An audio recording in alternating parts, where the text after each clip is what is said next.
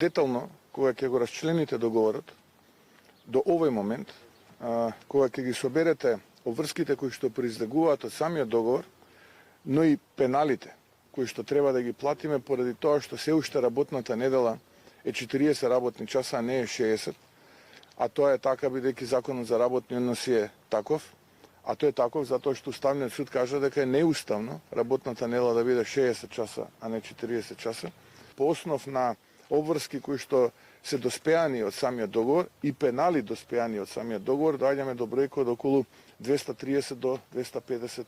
милиони евра, заклучно со 30 април. Според договорот е предвидено 117 милиони евра да се платат за подготвителни работи и подготовка на градилиште. Тоа, предпоставувам, се уште тече и тие се предвидени да бидат исплатени во два наврата. 83 милиони е предвидено да бидат исплатени 2 недели откако е подпишан договорот